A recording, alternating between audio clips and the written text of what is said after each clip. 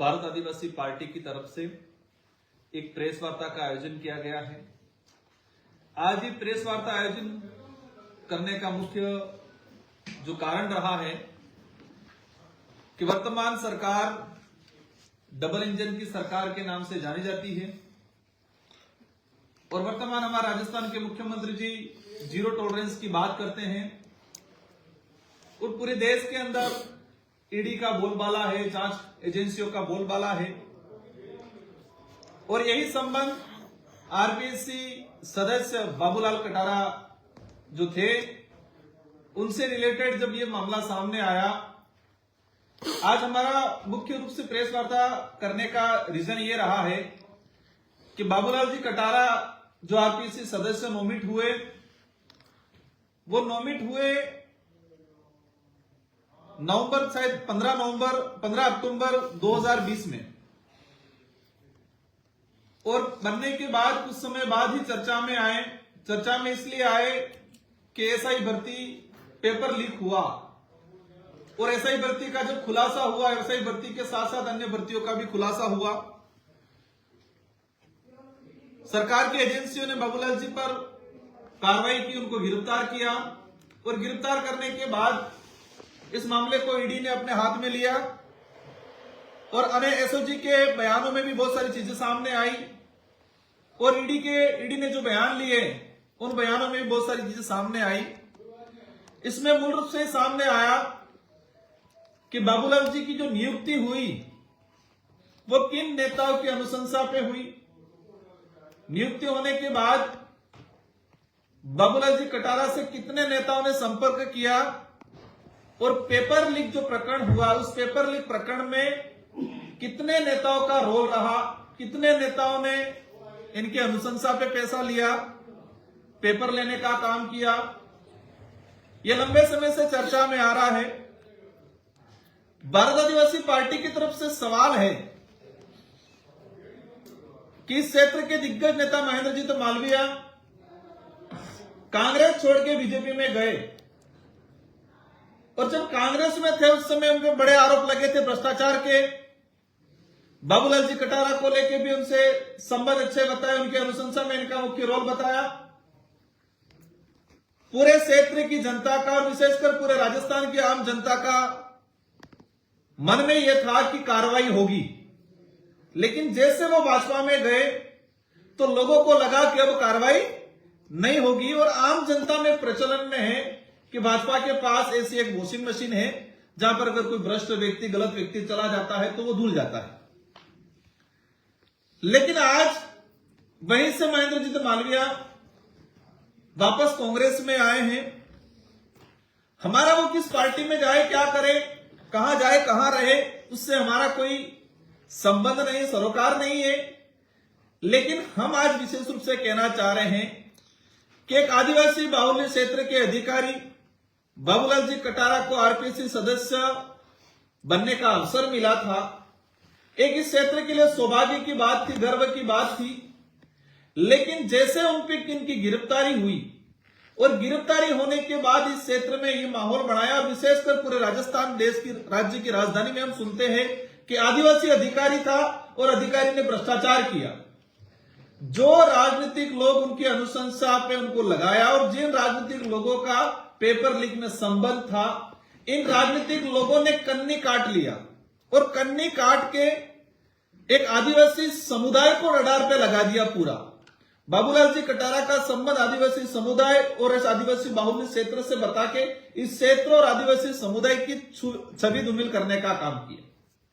मेरा कहना है कि बाबूलाल जी कटारा को आरपीएससी सदस्य कांग्रेस की सरकार में बनाया था। यह कोई सामाजिक फैसला नहीं था और न ही क्षेत्र का फैसला था। बाबूलाल जी कटारा को आरपीएससी सदस्य बनाना एक राजनीतिक फैसला था और यह कहा जाए कि स्वार्थी राजनेताओं का फैसला था।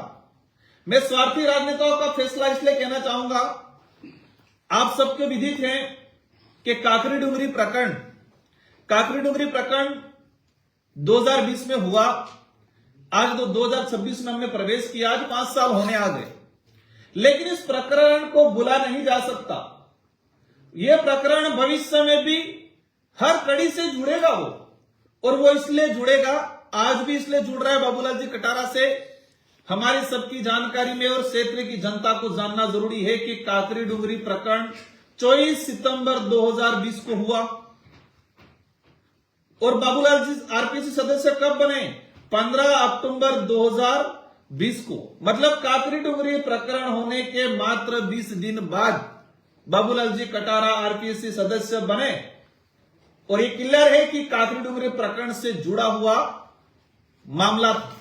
यह जानना जरूरी है कि काकरी डुंगरी प्रकरण के तहत जो घटनाक्रम हुआ और उसमें हम तात्कालिक उस समय हमारी बीटीपी पार्टी थी, मैं विधायक था, हम पे लांछन लगाने का काम किया, हमको बदनाम करने का काम किया। लेकिन हकीकत यह है कि जो राजनेता बाबूलाल जी कटारा को आरपीसी सदस्य नोमिनेट करने में जिनका रोल था, और नोमिनेट करते वक्त उन्होंने ब्रीफ नोट बना के दिया था सरकार को कि काकरी डुंगरी प्रकरण को शांत कराने में आदिवासी अधिकारी बाबूलाल जी कटारा का रोल है, इसलिए उनको आरपीसी सदस्य बनाया जाए ताकि आदिवासी वोट बैंक को साधा जाए। यह पत्र में लिखा था, कांग्रेस के नेताओं ने मुख्यमंत्री गहलोत साहब को यह ब्रीफ नोट किया था। मेरा कहना है कि जो नेता बाबूलाल जी कटारा की अनुशंसा करने वाले थे, इन्हीं नेताओं ने काकरी डुंगरी प्रकरण कराया था। यह सच्चाई है। आप जानते होंगे कि काकरी डुंगरी प्रकरण के बाद कुछ चैनलों ने इस चीज को उठाया, एक वरिष्ठ नेता का नाम लिया कि इस नेता की वजह से मामला शांत हुआ। अधिकारी ने बाबूलाल जी का नाम उछाला कि इस अधिकारी ने मध्यस्थता की और मामला शांत किया।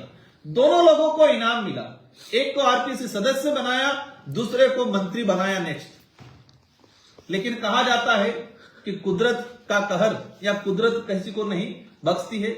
आज हमारा जो सवाल है, आज हमारा जो कहना है कि यह आदिवासी समुदाय की छवि धूमिल करने का काम किया जा रहा है, और जो नेता इसमें इन्वॉल्व थे वो साइड में हट रहे हैं, अपनी छवि सुधारने में लगे हैं। हम सरकार से आज मांग करते हैं और सरकार से सवाल पूछना चाहता है, मैं ही नहीं, इस क्षेत्र का समस्त आदिवासी बाहुल्य क्षेत्र का प्रत्येक वर्ग का युवा, और इस क्षेत्र ही नहीं पूरे राजस्थान का बेरोजगार युवा, आप जीरो टॉलरेंस की बात करते हो, आज डबल इंजन की सरकार की बात करते हो, तो आरपीएससी में पेपर लीक हुआ, उस पेपर लीक में कितने लोग इन्वॉल्व थे? बाबूलाल जी ने स्वयं ने कहा है कि इन नेताओं की अनुशंसा पे लगा और इन नेताओं ने मेरे से पैसा लिया। तो ये सरकार इन नेताओं पे कार्रवाई क्यों नहीं कर रही है? यह भी सवाल उठता है कि आरपीसी क्या एक सदस्य मात्र इन्वॉल्व था? क्या अध्यक्ष से लगा कि दूसरे सदस्य इन्वॉल्व नहीं थे? उसी दौरान एक चर्चा में फिर आया, आरपीसी सदस्य थे मंजू शर्मा जी, उन्होंने इस्तीफा दे दिया, उनका भी नाम उजागर हुआ। कांग्रेस के प्रवक्ता थे हमारे बांसवाड़ा के, इनका संबंध साथ में बताया, एसओजी की जांच में भी सामने आया। लेकिन एक चीज देखा गया कि ये पेपर लीक जो प्रकरण जो था, जो गिरोह लंबे समय से काम कर रहा है और वर्तमान में भी हो सकता है कुछ हद तक एक्टिव हो, लेकिन इस सारे का ठीकरा एकमात्र आदिवासी अधिकारी बाबूलाल कटारा पे फोड़ने का काम किया है। और बाकी जो लोग अधिकारी आरपीसी के मेंबर हो या अध्यक्ष हो और इन नेता जो इन्वॉल्व थे, उन सारे नेता साइड में हट गए, बच गए, और एकमात्र आदिवासी अधिकारी को बलि का बकरा बनाने का काम किया गया है। हमारा कहना है कि जो नेता इन्वॉल्व थे कांग्रेस के, बीजेपी की सरकार, हो सकता है उस समय तो मालवीय जी बीजेपी में चले गए थे इसलिए आपने कार्रवाई रोक दी हो, अब तो आपको भी लात मार के चले गए कांग्रेस के अंदर, वापस भाजपा में चले गए तो इसलिए आपने कार्रवाई रोक दी हो। आज तो चले गए, तो मैं चाहूंगा कि डबल इंजन की सरकार इस क्षेत्र में जो फर्जीवाड़ा हुआ था पेपर लीक, ऐसा ही भर्ती अकेले का मामला नहीं है, लाइब्रेरियन भर्ती में हुआ, शिक्षक भर्ती में हुआ, कई अनेक साक्षात्कार इंटरव्यू के अंदर फर्जीवाड़ा हुआ है। इन सारे का खुलासा होना चाहिए। ये वही नेता हैं जिन नेताओं ने आदिवासी बाहुल्य क्षेत्र में 2013 की अधिसूचना लागू करके रिजर्वेशन पॉलिसी लागू की, 2016 में संशोधित अधिसूचना आई। इन नेताओं ने इस क्षेत्र के आदिवासी युवाओं का आरक्षण बेचने का तो काम किया ही था, लेकिन बाबूलाल जी के कंधे पे बंदूक रख के नौकरियां बेचने का भी काम उन्होंने किया है। जो स्वच्छ छवि के साथ मेहनत का युवा था, जो मेहनत कर रहा है, बेचारा गरीब घर से उठ के आ रहा है, अपनी जमीन जेवरात गिरवी रख के पढ़ रहा है, ऐसे युवाओं का हक छीनने का काम किया है नेताओं ने। इनका खुलासा होना चाहिए। और इसलिए हम कई बार कहते हैं कि इस क्षेत्र के अंदर विचारधारा कोई रही नहीं है। भारत आदिवासी पार्टी एक मजबूत विचारधारा के साथ खड़ी है, लेकिन यहां पर कांग्रेस और बीजेपी की कोई विचारधारा नहीं है और इंटरनली एक होके लिए लोग काम करते हैं। आपने देखा होगा पिछला जिला परिषद का चुनाव कांग्रेस बीजेपी एक हुआ, अभी कांग्रेस में गए, कांग्रेस से बीजेपी में गए, बीजेपी से कांग्रेस में आ रहे। तो इस क्षेत्र को लूटने का काम किया है। तो भारत आदिवासी पार्टी इसका खुलासा करना चाहती है और सरकार से मांग करती है कि बाबूलाल जी कटारा की अनुशंसा करने वाले कितने नेता थे, इन नेताओं पे कार्रवाई हो। ईडी के बयान में आया है, बाबूलाल जी ने स्वयं ने कहा है कि मेरी जान का खतरा है। बाबूलाल जी को किससे जान का खतरा है? हमारा जहां तक मानना है कि बाबूलाल जी के इस बयान पे गहनता से जांच होनी चाहिए और जिन लोगों ने इनकी अनुशंसा करके लगाया है, जिन लोगों का उनका कनेक्शन था, जहां जहां पेपर गए हैं, इन सारे का खुलासा होना चाहिए इस सरकार में। अगर भाजपा सरकार, राजस्थान के मुख्यमंत्री भजन लाल जी इसका खुलासा नहीं करते हैं तो इन पे भी सवाल उठेगा और आपको जीरो टॉलरेंस की बात करने का कोई अधिकार नहीं है इस क्षेत्र के अंदर। आपको भ्रष्टाचार मुक्त राजस्थान करने की कोई सवाल नहीं है। आपने सरकार में आए, सरकार में भाजपा एक बात पे आई थी कि राजस्थान में फर्जी कांग्रेस पे लांछन लगाए थे कि पेपर लीक हो रहे हैं, पेपर बेचे जा रहे हैं और युवाओं की बात करके ही राजस्थान सरकार में भाजपा की सरकार आई और भाजपा की सरकार आने के बाद चुप बैठी है, मुख्य मुद्दों से भटकाने का दूसरा काम कर दिए। तो हम चाहेंगे कि सभी एक ही थैली के चट्टे बट्टे हैं। दूसरा, आज हमारा जो विषय है आदिवासी बाहुल्य क्षेत्र के अंदर और विशेषकर उदयपुर में यूडीए की जो तानाशाही, यूडीए का जो बुलडोजर को लेके काफी चर्चा में रहता है। हर 2-3 दिन में कोई न कोई प्रकरण होता है। कभी किसी का घर उजाड़ा जाता है, किसी का परिवार उजाड़ा जाता है, कभी पूरी कॉलोनी उजाड़ दी जाती है। इसको लेके हाल ही एक हाईकोर्ट का फैसला आया और इस फैसले में यह सामने आया कि हाईकोर्ट ने फैसला इसलिए दिया कि इस क्षेत्र से कई नगरपालिका क्षेत्र के लोग गए थे, हाईकोर्ट में याचिका दायर की थी। याचिका का बेंच बनाया था। हमने पिछले 3 साल पहले 2022-23 के अंदर संविधान के जो प्रावधान हैं, अनुच्छेद 243 ZC और अनुच्छेद 243 ZC 1 में ये प्रावधान है कि अनुसूचित क्षेत्र के अंदर अगर आप नगर निकायों का निर्माण करते हो, गठन करते हो या विस्तार करते हो तो आपको 5वीं अनुसूची जो अनुच्छेद 244 1 जो है उसके विशेषाधिकारों को ध्यान में रखते हुए आपको नगर पालिकाओं का गठन करना है। यह संविधान के अंदर प्रावधान। इसी प्रावधानों के तहत मेरे सिमलवाड़ा, मेरी विधानसभा, पूर्व विधानसभा 84 के अंदर सिमलवाड़ा था, वहां नगर पालिका जबरदस्ती घोषित किया। हम हाईकोर्ट गए और हाईकोर्ट में हमने इसी का हवाला दिया कि संविधान के अनुच्छेद 243 ZC 1 के तहत अनुसूचित क्षेत्र में नगर पालिकाओं का निर्माण करना असंवैधानिक है। यह मैं नहीं कह रहा हूं, संविधान कह रहा है। हाईकोर्ट ने इसको माना। हाईकोर्ट ने सरकार को नोटिस जारी किया। सरकार को पूछा 2023-22 के अंदर कि क्या अनुसूचित क्षेत्र में मैसा कानून लागू है। इसमें 2 चीजें हैं, हमें समझने की जरूरत है कि कोई भी सामान्य क्षेत्र का कानून अगर अनुसूचित क्षेत्र में लागू करते हैं तो राज्यपाल महोदय को अधिकार है कि उस कानून को लेके अपनी टिप्पणी करे या अध्यादेश जारी करे। राज्यपाल महोदय स्वतंत्र हैं टीएससी से परामर्श लेके कि यह कानून सीधा रूप से लागू होगा या इसमें कुछ विशेष प्रावधान या इंप्लीमेंटेशन या मॉडिफाई करके इसको लागू करेंगे। तो सरकार को पूछा क्या मैसा कानून लागू है, सरकार ने कहा नहीं लागू है। सरकार को पूछा क्या अनुसूचित क्षेत्र में बिना मैसा कानून के नगर पालिका का निर्माण हो सकता है, सरकार ने कहा नहीं हो सकता है। विधि विभाग से टिप्पणी आई और फैसला पक्ष में आया और उस समय 6 से 7 नगर पालिका हमने निरस्त कराई। इसी के आधार पे यूडीए को लेके कुछ सामाजिक संगठन के लोग गए, सेमारी नगर पालिका को लेके ऐसे 19 प्रकरण चल रहे थे। इसमें एक चीज बड़ी सामने आई कि 19 प्रकरणों में एक बलीचा का केस कोई व्यक्ति गया जो हमारी जानकारी में नहीं है। सेम प्रकरण थे, एक प्रकरण बलीचा से गया और बलीचा से जो प्रकरण गया, उस प्रकरण ने हम जिस लाइन पे जा रहे थे उस लाइन पे नहीं जाते हुए उन्होंने अलग हवाला दिया और हाईकोर्ट ने बलीचा की जो पिटीशन थी उस पर फैसला सुनाया और सारे जो पिटीशन थी उसको खारिज कर दिया और उन्होंने कहा कि अनुसूचित क्षेत्र में नगरपालिका नगर निगम को लेके राज्यपाल महोदय ने किसी प्रकार की कोई अधिसूचना जारी नहीं की है, इसलिए जब तक राज्यपाल महोदय अनुसूचित क्षेत्र में municipal extension to schedule area या मेसा कानून जब तक केंद्र सरकार पास नहीं करे या राज्यपाल महोदय उसके लिए विशेष अधिसूचना जारी नहीं करे, तब तक नगरपालिका नगर निकायों का यूडीए का विस्तार होता रहेगा। यह सुप्रीम हाईकोर्ट ने भी फैसला हाल ही 7-8 दिन पहले दिया है। तो हमारा जो तक लगा, हमारी जो तहकीकात में आया, इस ये मेसा कानून को लेके नगरपालिका नगर परिषद यूडीए में रहने वाले लोगों को लेके सड़क की लड़ाई भारत आदिवासी पार्टी लड़ रही है। विधानसभा हो लोकसभा हो उसमें हमारे विधायक और मैंने स्वयं इस बात को उठाया है और न्यायालय की लड़ाई भी हम लोग लड़े।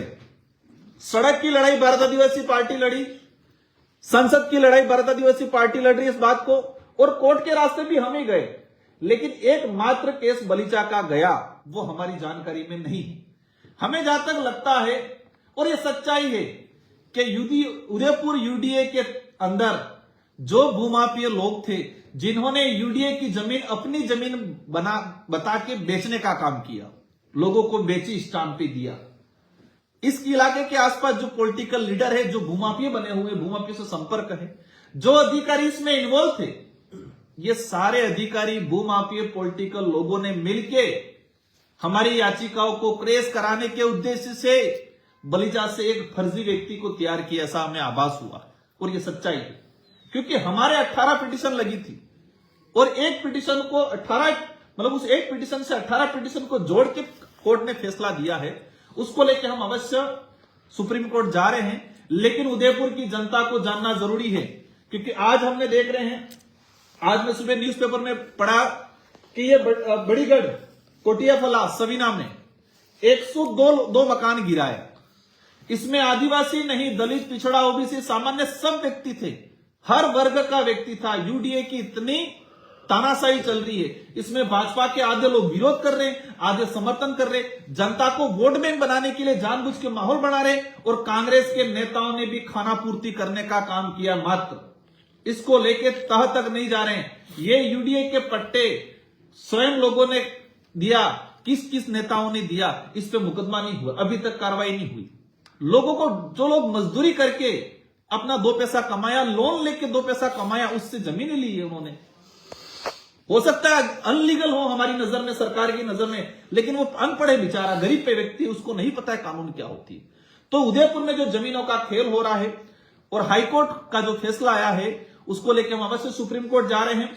लेकिन मेसा कानून को लेके सरकारें कोई भी हो, कांग्रेस की हो या बीजेपी की हो, आदिवासी बाहुल्य क्षेत्र, दलित, पिछड़ा, ओबीसी, किसी भी गरीब तबके के लिए ये सरकारें हमेशा अपनी कन्नी काटने का काम करती है।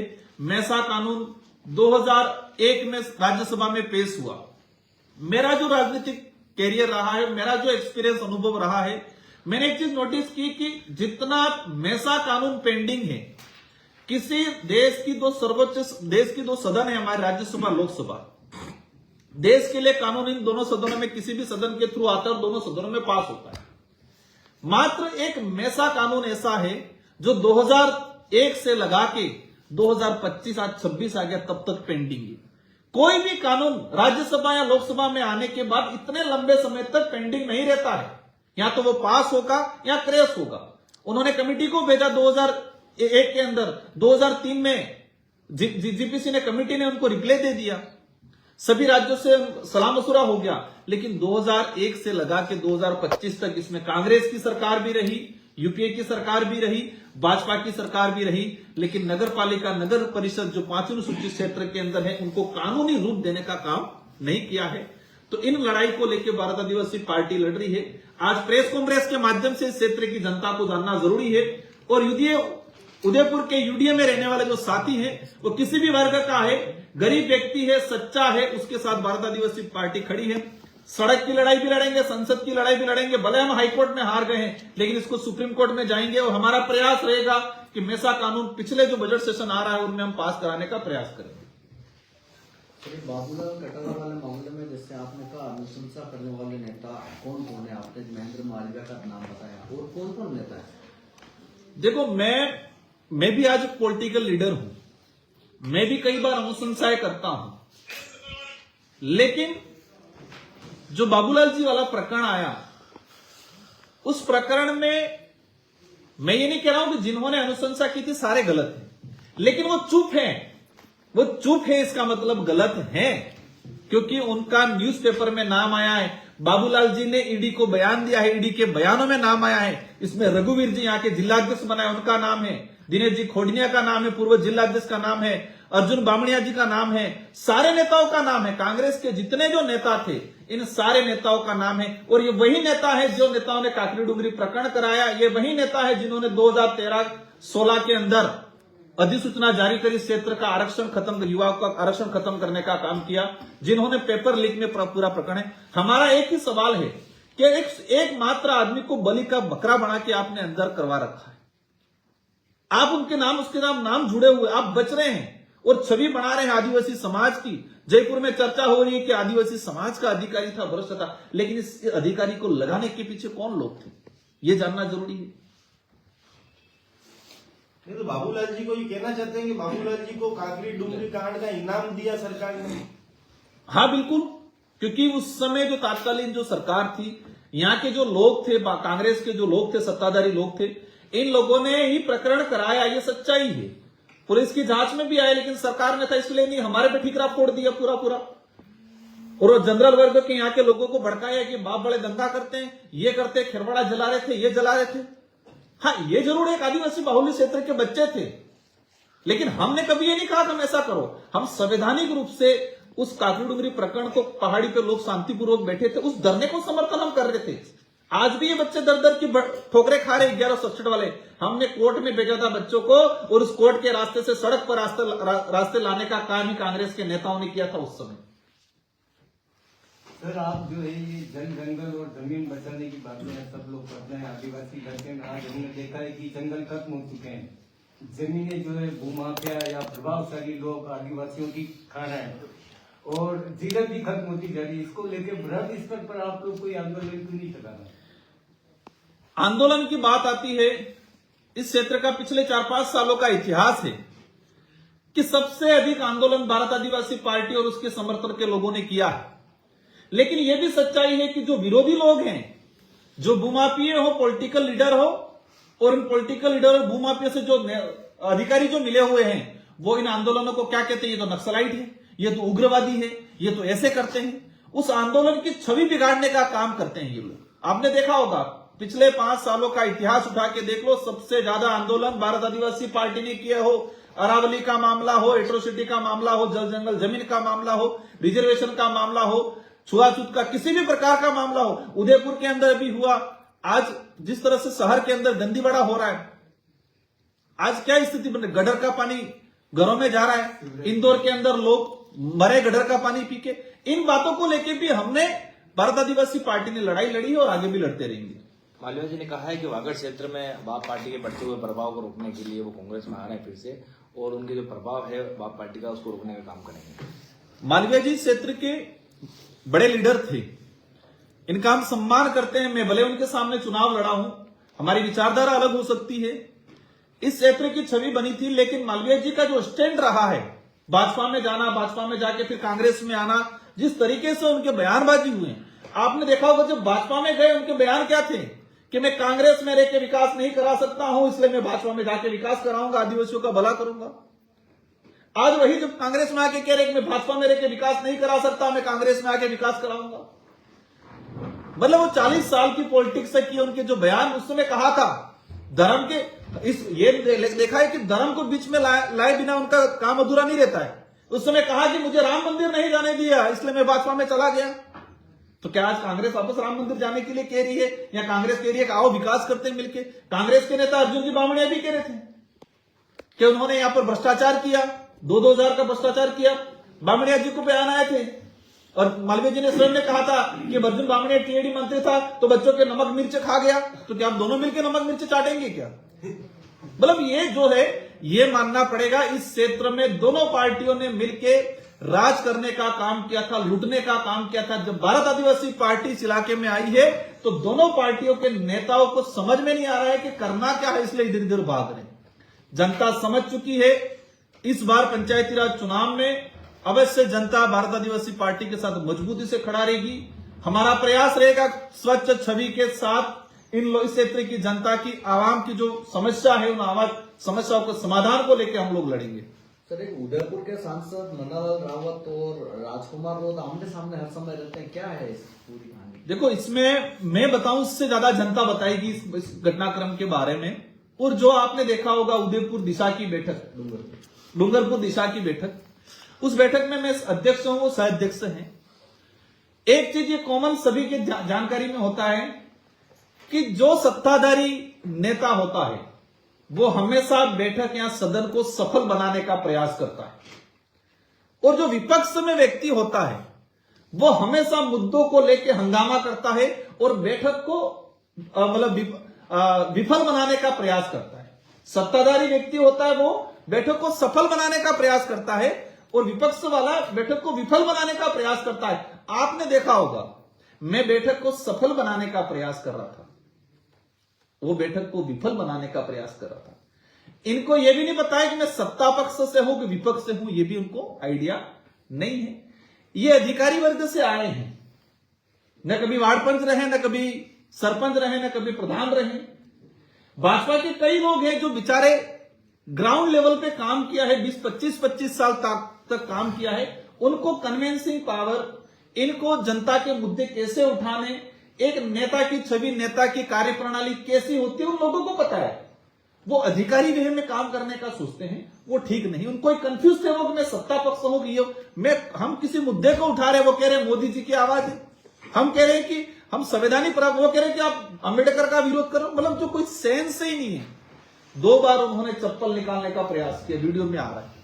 उम्र दराज है, वो 60 साल की आसपास की एज होगी।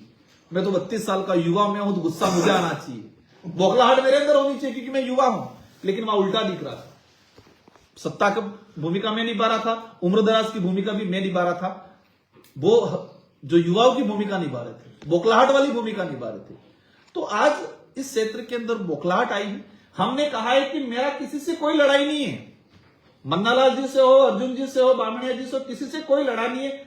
आपकी जो कार्यप्रणाली है, उस कार्यप्रणाली पे भारत आदिवासी पार्टी सवाल करेगी। सत्ता पक्ष के लोगों को जानना जरूरी है। आप देश की पॉलिटिक्स को समझो, देश की लोकतांत्रिक व्यवस्था को समझो।